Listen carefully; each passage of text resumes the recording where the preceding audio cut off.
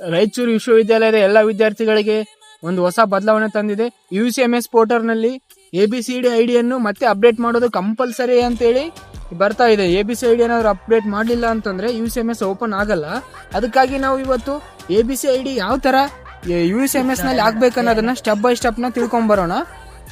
ಅದಕ್ಕೆ ನೀವು ಮೊದಲನೇದಾಗಿ ಗೂಗಲ್ಗೆ ಹೋಗ್ಬಿಟ್ಟು UCMSನ ಟೈಪ್ ಮಾಡಿಬಿಟ್ಟು UCMS ವೆಬ್ಸೈಟ್ಗೆ ವಿಸಿಟ್ ಮಾಡಿ ನಿಮ್ಮ ID ಮತ್ತು ಪಾಸ್ವರ್ಡ್ನ ಹಾಕ್ಬಿಟ್ಟು ಲಾಗಿನ್ ಮಾಡ್ಕೋಬೇಕಾಗುತ್ತೆ. ಲಾಗಿನ್ ಮಾಡಿದ ತಕ್ಷಣ ಈ ಥರ ಐಡಿನ ಹಾಕ್ಬೇಕಂತ ಕಂಪಲ್ಸರಿ ತೋರಿಸುತ್ತಲ್ವ, ಅಲ್ಲಿ ಫೆಚ್ ಆ್ಯಪರ್ ಐಡಿ ಅಂತ ಇದೆಯಲ್ಲ, ಅದನ್ನ ಕ್ಲಿಕ್ ಮಾಡಿಕೊಂಡು ಅಲ್ಲಿ ಆ್ಯಪರ್ ಐಡಿನ ಹಾಕಬೇಕು. ಆ್ಯಪರ್ ಐಡಿ ಎಲ್ಲಿ ಸಿಗುತ್ತೆ ಅಂದರೆ ನಿಮ್ಮ ಡಿಜಿಲಾಕರ್ ಆ್ಯಪ್ನ ಓಪನ್ ಮಾಡಿಕೊಂಡು ನಿಮ್ಮ ಅದರಲ್ಲಿ ಲಾಗಿನ್ ಮಾಡಿಕೊಂಡು ಇಸ್ಯೂಡ್ ಅಂತ ಕಾಣಿಸುತ್ತಲ್ಲ, ಅಲ್ಲಿ ಹೋಗ್ಬಿಟ್ಟು ಆ್ಯಪರ್ ಐಡಿ ಅಂತ ಮೇಲೆ ಇರುತ್ತೆ, ಅದನ್ನು ಕ್ಲಿಕ್ ಮಾಡ್ಕೋಬೇಕು. ಇಲ್ಲಿ ಈ ನಂಬರ್ನ ನೀವು ಅಲ್ಲಿ ಫಿಲ್ ಮಾಡ್ಕೋಬೇಕಾಗುತ್ತೆ.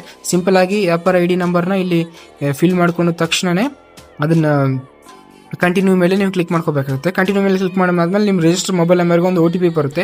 ಆ OTPನ ಎಂಟರ್ ಮಾಡ್ಕೋಬೇಕು. OTP ಎಂಟರ್ ಮಾಡ್ಕೊಂಡ ತಕ್ಷಣ ಇನ್ನೊಂದು ಪೇಜ್ ಓಪನ್ ಆಗುತ್ತೆ. ಇಲ್ಲಿ ಮೇನ್ ಇರೋದು ನೋಡ್ರಿ, ಇಲ್ಲಿ ನಿಮ್ಮ ಪ್ಯಾನ್ ವೆರಿಫಿಕೇಶನ್ ರೆಕಾರ್ಡ್ ಅಂತಿಲ್ಲ, ಅದನ್ನ ಕ್ಲಿಕ್ ಮಾಡ್ಕೋಬೇಕು. ಡ್ರೈವಿಂಗ್ ಲೈಸೆನ್ಸ್ ಇದ್ರೆ ಡ್ರೈವಿಂಗ್ ಲೈಸೆನ್ಸ್ನ ಕ್ಲಿಕ್ ಮಾಡಿಕೊಂಡು ತೆಳಗಡೆ ಅಲೋ ಕಾಣಿಸ್ತಾ ಇದೆಯಲ್ಲ, ಅಲೋನ ಕ್ಲಿಕ್ ಮಾಡ್ಕೋಬೇಕಾಗುತ್ತೆ. ಅದಾದ ನಂತರ ಸ್ವಲ್ಪ ಹೊತ್ತು ವೇಟ್ ಮಾಡಿಬಿಟ್ಟು ಅದು ನಿಮ್ಮ UCMS ಆಟೋ ಫಿಲ್ ಮಾಡ್ಕೊಳ್ಳುತ್ತೆ.